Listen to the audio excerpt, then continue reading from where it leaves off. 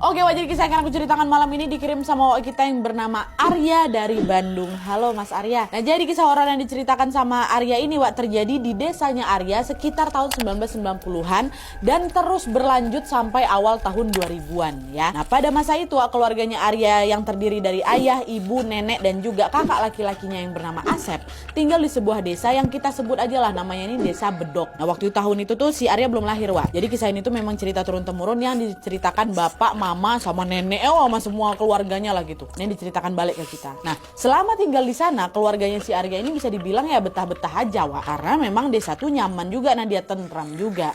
Tapi pada suatu hari nih ketentraman itu mendadak sirna setelah ada kejadian mistis yang menimpa salah satu tetangga mereka yang bernama Mbak Ira. Nah, jadi wak ceritanya pada suatu malam wak, Mbak Ira pada saat itu tuh baru saja melahirkan bayi yang sudah dikandungnya di rumahnya. Nah, gak lama setelah bayinya lahir ini sejumlah ibu-ibu yang ada di desa itu pun mulailah berdatangan ke rumahnya Ira untuk menjenguk dia gitu kan. Sesampainya di sana mereka tengok wah Ira tuh masih terbaring gitu lah, masih terbaring lemas di atas kasurnya sambil ngegendong bayinya. Tapi meskipun dia ini tampak lemah wah Ira ini masih bisa diajak ngobrol lah dan juga sesekali menjawab pertanyaan dari ibu-ibu yang datang kayak gitu kan. Nah, awalnya nggak ada sesuatu yang aneh di sana wah. Mereka datang, mereka ngobrol, nanya kabarnya Ira.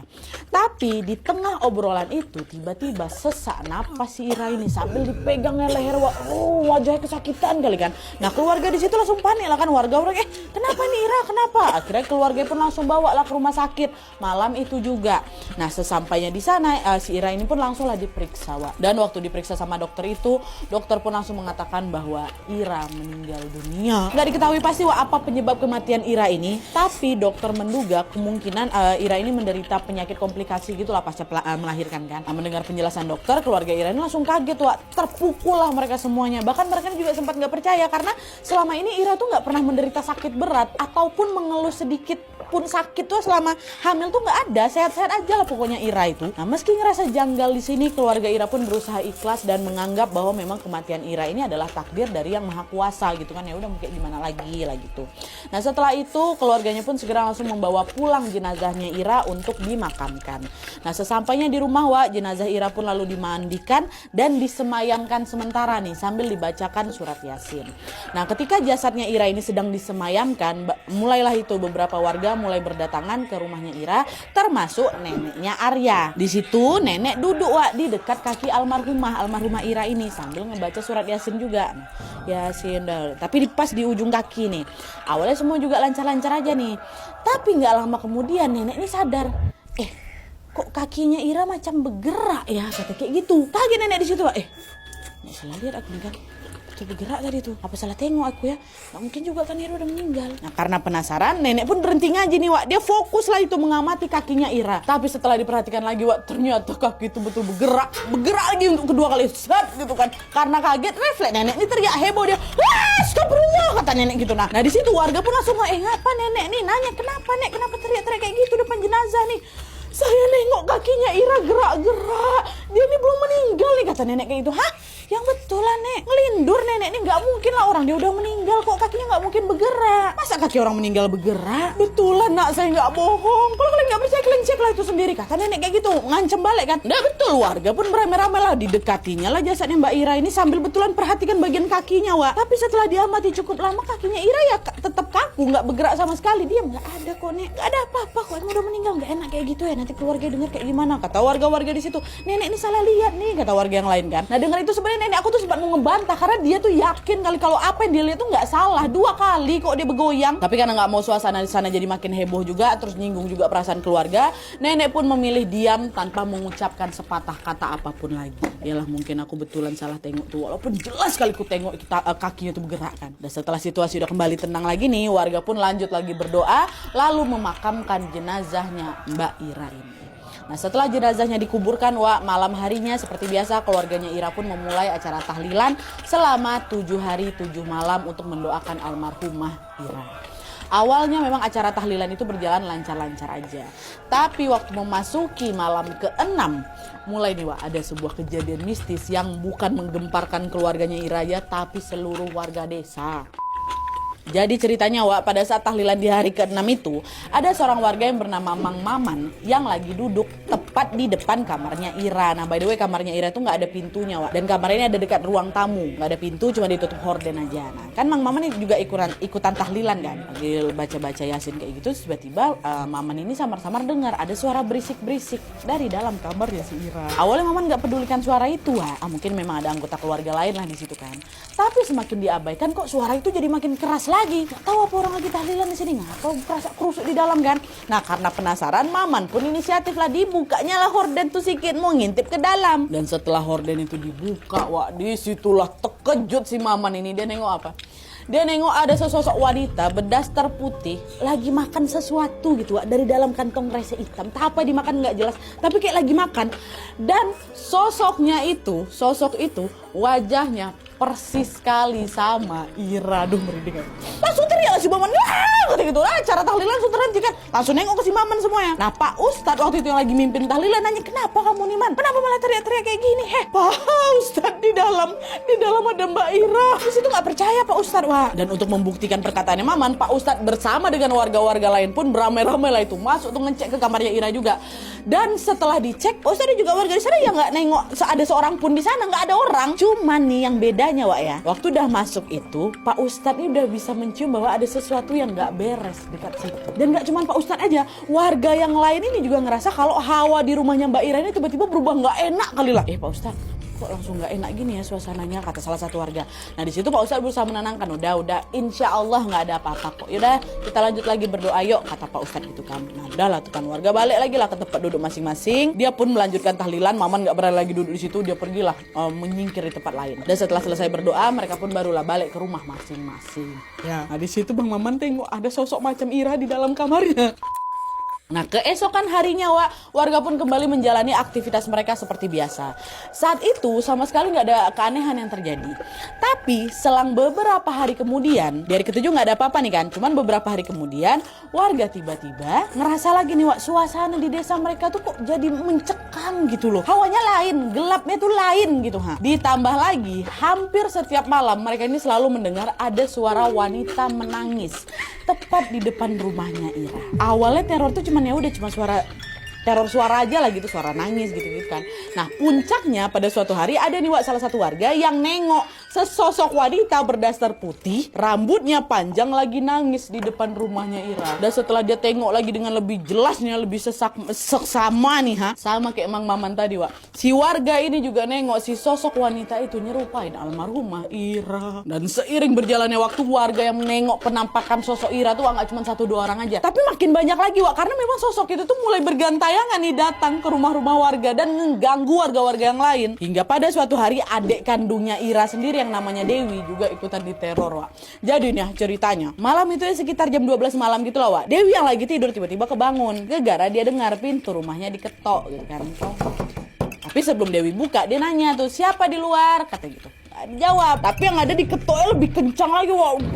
Gitu. Nah makin penasaran ini siapa nih gedor-gedor rumahku malam-malam. Dan Dewi pun bergegas lah ngecek keluar kan. Dan setelah pintu itu dibuka Wak, di situ betulan sama yang ditengok.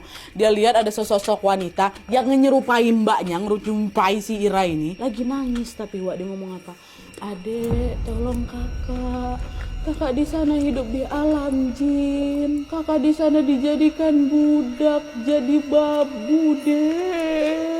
Kakak capek, tolong bebaskan kakak. Kata dia kayak gitu, wah denger itu gemetar si Dewi ini langsung Wak. Takut tubuhnya gak bisa digerakin. Dan gak lama setelah itu barulah tiba-tiba sosok tuh hilang, baru tubuh si Dewi ini bisa digerakkan lagi kan.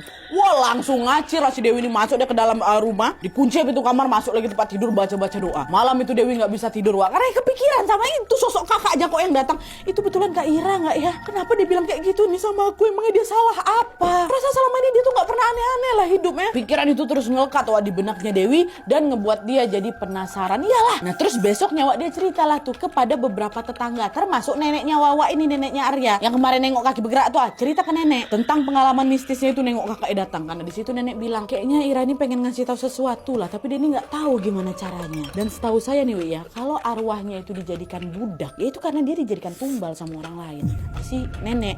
Nah dengar itu sebenarnya Dewi tuh macam nggak percaya. Masa sih Nek, Kak Ira tuh nggak pernah ada musuh lo, kenapa dia mau ditumbalin? Ditambah lagi sejauh itu yang dia tahu nggak ada nih orang yang melakukan pesugihan itu di sekitar dia. Cuman waktu itu Dewi itu cuman nggak ambil pusing kali, dia mengabaikan hal itu, dia cuma berpikir tetap positif lah gitu kan. Sampai akhirnya gangguan sosok Ira ini pun hilang Wak dengan sendirinya, nggak pernah muncul-muncul lagi nih. Terakhir tuh Dewi lah tuh ditampain. Tapi meskipun gangguan sosok Ira ini sudah menghilang, bukan berarti warga nih hidup tenang Wak ya. Karena selang 3 bulan kemudian warga kembali digemparkan dengan fenomena tidak biasa di desanya.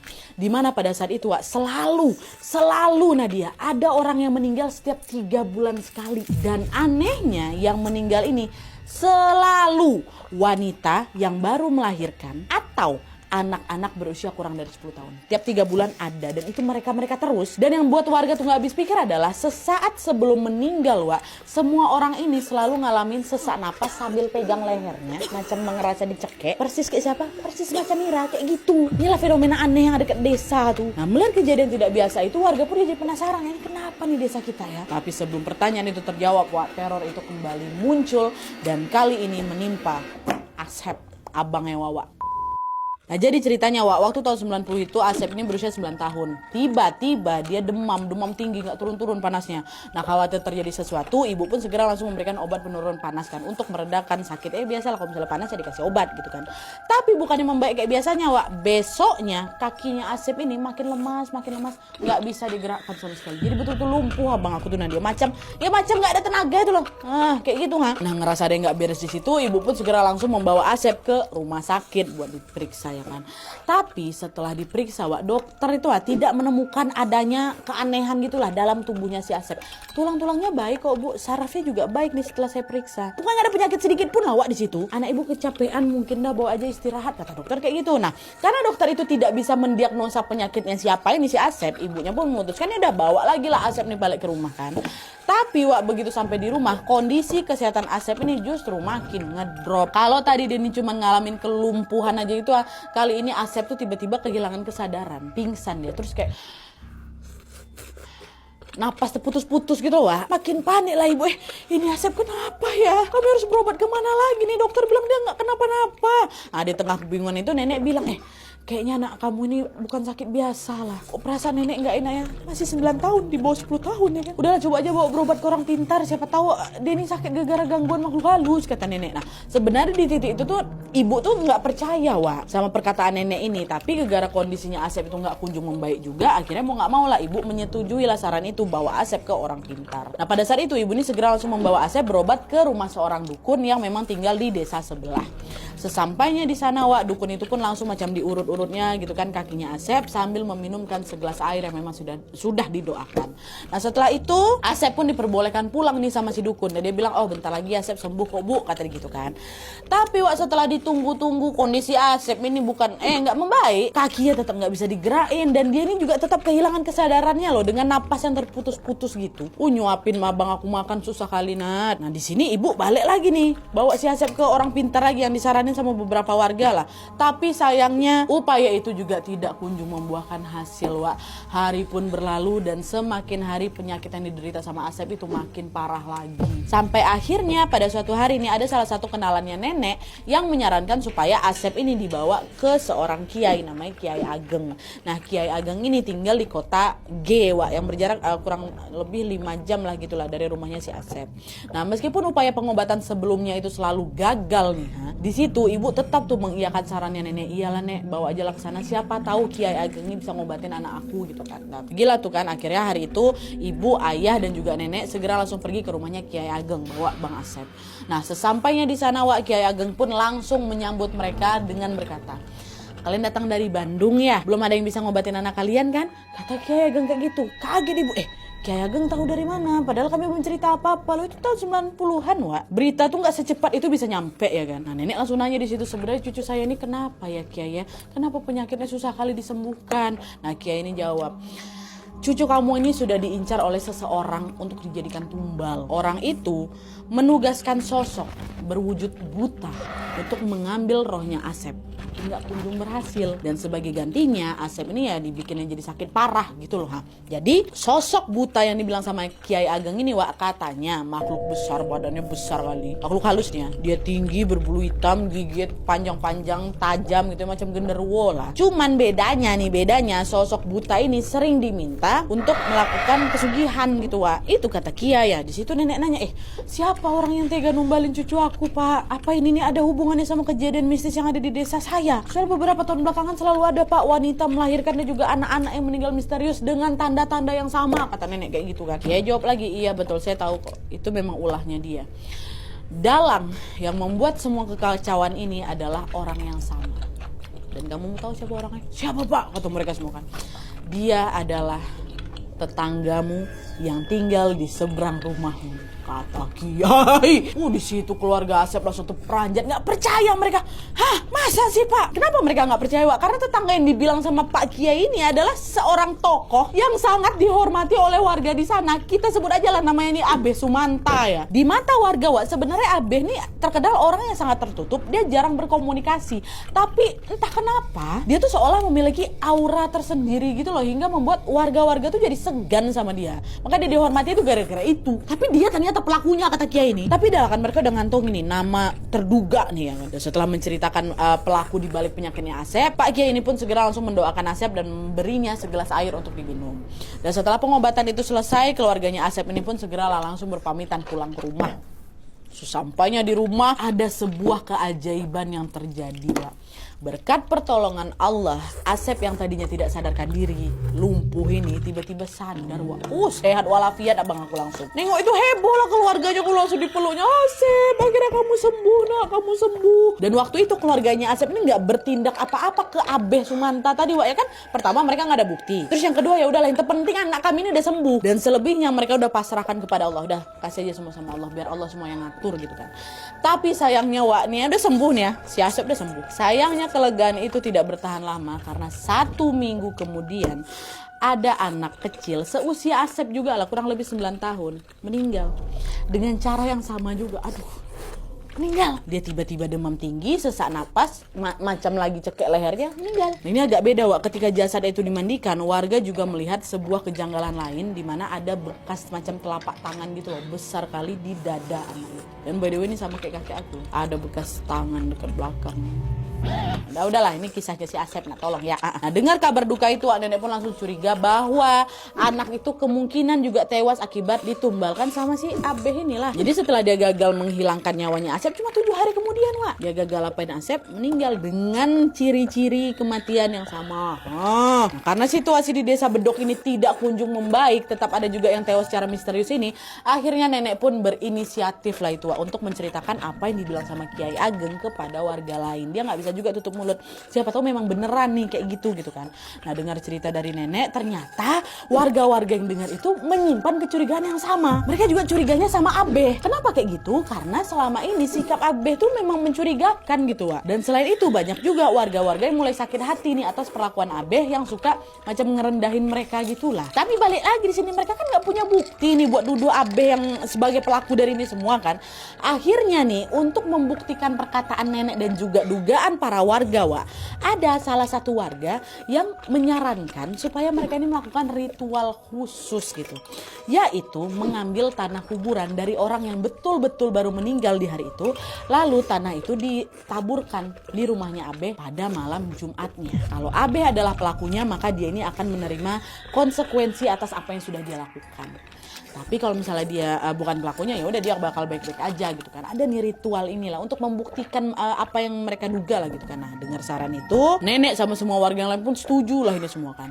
Tapi rencana itu nggak bisa langsung dilakukan Wak, karena pada hari itu nggak ada warga yang meninggal. Nah, Pas pula nih setelah warga menunggu cukup lama, pas pula pada hari Kamis pagi, itu udah beberapa waktu kemudian lah itu apa, hari Kamis pagi itu ada warga desa sebelah namanya Dadang meninggal dunia, baru juga dimakamkan. Nah ini Pak Dadang ini meninggalnya memang gara-gara sakit Wak, dan tidak meninggalkan tanda-tanda yang aneh macam sebelum-sebelumnya lah. Nah, setelah dengar kabar itu nenek yang sempat kelupaan untuk membuktikan Abe Sumanta ini pelakunya apa enggak, kepikiran ada yang meninggal nih, pas nih hari Kamis. Langsunglah nenek kepikiran, ku ambillah itu tanah kuburannya. Cuman tentunya sebelum itu nenek nih ya izin dulu lah sama keluarga Dadang kan Wak, dikasih tahu lah, dijelasin lah apa yang terjadi sama desa mereka. Salah satunya kami pengen itu, boleh nggak? Dan untungnya keluarga Dadang ini mengizinkan Wak. Dan setelah mendapatkan izin, nenek pun segera langsung mengambil tanah kuburan milik Dadang. Di hari Kamis itu kan baliklah ke rumah. Nah karena hari itu itulah dia kebetulan hari Kamis, malam harinya which is malam Jumat, nenek ditemani dengan beberapa warga yang lain langsung betul Wak, ditaburkanlah tanah kuburan itu di sekitar rumahnya Abe diam-diam. Dan setelah selesai mereka bergegas lah ini balik ke rumah masing-masing kan. Ini di rumah semua harap-harap cemas nih Wak, nunggu ini apa nih bakal terjadi, kebukti nggak nih si Abe nih pelakunya gitu kan.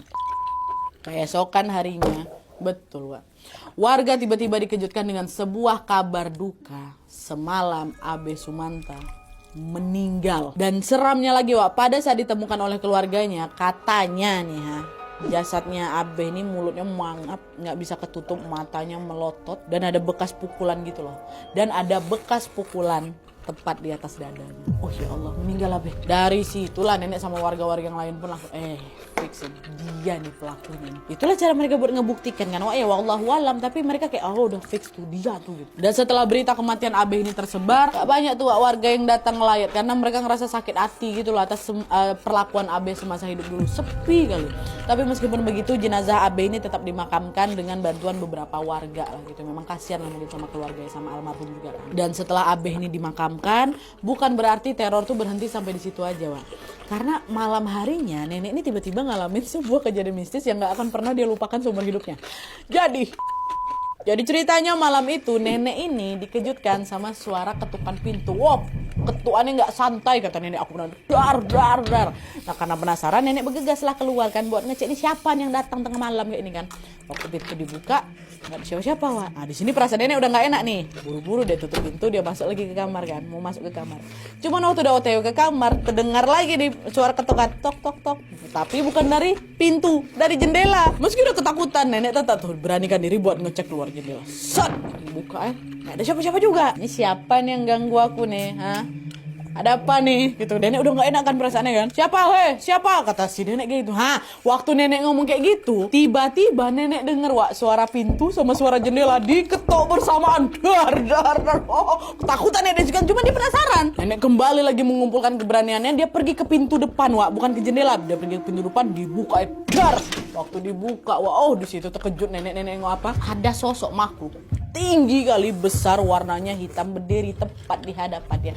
Ini saking tingginya yang nenek tengok tuh cuma sebatas paha aja Wak. Paha ke atas udah nggak nampak lagi. Di situ nenek nge-freeze, nggak bisa digerakin badannya, minta tolongnya nggak bisa, dia teriak nggak bisa. Dan di tengah ketakutan itu nenek tiba-tiba dengar ada suara laki-laki ngomong gini. Gara-gara kamu saya jadi gini. Kamu sudah mencelakai saya dan saya dijadikan tumbal oleh sosok buta. Kamu harus bertanggung jawab atas semua ini. Itu katanya betul sosok buta. Kayak seolah-olah terkonfirm gitu loh Wak. Setelah dengar itu pingsan nenek langsung. Dan beberapa jam kemudian nenek terbangun dengan posisi tergeletak di depan pintu. Ini orang rumah gak ada yang tahu nih. Cuman sosok itu memang udah menghilang. Nenek itu jadi bangun sendiri lah itu alasian. Nenek langsung buru-buru masuk ke kamar. Dia ambil wudhu ya kan. Lalu langsung sholat, berdoa, ngaji gitu. Untuk ngusir rasa takutnya. Dan setelah kejadian malam itu Wak, secara perlahan situasi di desa Bedok ini kembali tenang seperti sedia kala. Pada saat itu sudah tidak ada lagi wanita melahirkan ataupun anak-anak yang meninggal dunia secara misterius seperti dulu lagi, udah nggak ada lenyap. Dan selain itu nenek ini juga nggak pernah lagi mengalami kejadian mistis. Kan tadi dia bilang macam mau diteror lagi kan, kau harus tanggung jawab, nggak ada. Tapi alhamdulillah itu pasti berkat doanya nenek itu. Oke Wak, jadi itu tadi kisah tentang tumbal buta yang terjadi di desa Bedok. Nah kemungkinan besar Wak, almarhumah Ira yang meninggal di awal tadi itu adalah korban pertama tuh yang ditumbalkan sama Abe Sumanta, kata Wawa. Itulah kenapa arwahnya itu macam gentayangan gitu. Bahkan kan sempat juga dia bilang kalau aku tuh diperbudak sama bangsa jin kayak gitu kan. Dan mungkin karena aksi jahatnya terhadap Mbak Ira itu nggak ketahuan, nah dia nggak ketahuan sama warga, Abe ini balik lagi melanjutkan aksinya dengan menumbalkan target-target berikutnya. Kemungkinan si jin itu tuh mintanya ya ciri-cirinya kayak gitu, wanita hamil atau wanita setelah melahirkan sama anak kecil, makanya meninggalnya kayak gitu, caranya pun sama. Dan untungnya teror kematian itu akhirnya berhenti setelah Asep berobat di tempatnya Kiai Ageng ya. Kata Wawa kalau misalnya abang aku terlambat tuh ditangani mungkin gak selamat juga abang aku tuh. Dari kisah ini kita lagi-lagi diingatkan untuk jangan pernah bersekutu dengan jin, apalagi demi mendapatkan kekayaan, karena dibalik segala kemudahan yang didapatkan pasti akan ada konsekuensi berat yang harus ditanggung seperti yang dialami sama si Abe Sumanta ini. Oke, wah, jadi itu dia tadi kisahnya. Buat kalian juga pengen berbagi kisah horornya, boleh langsung kirim aja cerita kalian ke email kisahhororwawa@gmail.com, sertakan di subjeknya judulnya. Jangan lupa juga sertakan nomor WhatsApp sama Instagram kalian supaya nanti kami gampang hubungin kalian kalau misalnya kisah kalian di video selanjutnya. Sekali lagi ku ingatkan untuk siapapun yang mengirimkan kisah ke email kami itu berarti sudah menyetujui kalau kisahnya akan di-up kapan saja. Jadi tolong soal perizinan di-clearkan dulu sebelum mengirim. Ya, oke, wah, jadi sekian dulu videonya. Terima kasih banyak yang sudah menonton. Kalau kalian suka video ini, klik like-nya. Jangan lupa komen di video.